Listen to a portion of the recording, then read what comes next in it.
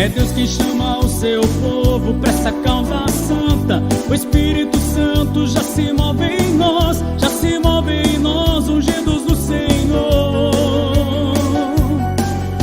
É o pastor juntando ovelhas pra esse avivamento, sinal dos tempos, novo Pentecoste, o fogo santo do Consolador. Deixa queimar essa fogueira santa, porque esse fogo não se apagará. Essa fogueira tem poder de Deus nesse lugar.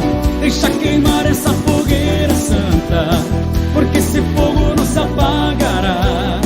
Essa fogueira tem poder de Deus nesse lugar. A nossa arma é a oração e o poder de Deus, Ele vai na frente com a sua glória. Ele é a vitória e eu sou vencedor. E foi com oração que Elias pôde abrir os céus. Fogo foi caindo com o poder do alto, acendendo o altar com fogo do Senhor. Deixa queimar essa fogueira santa, porque esse fogo não se apagará. Essa fogueira tem poder de Deus nesse lugar. Deixa queimar essa fogueira santa, porque esse fogo não se apagará. Essa fogueira tem poder de Deus nesse lugar.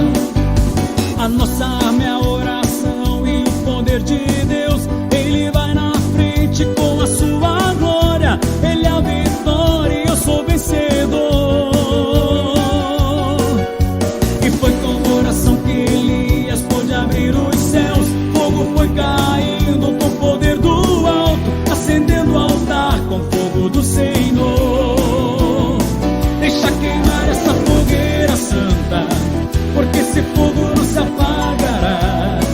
Essa fogueira tem poder de Deus nesse lugar.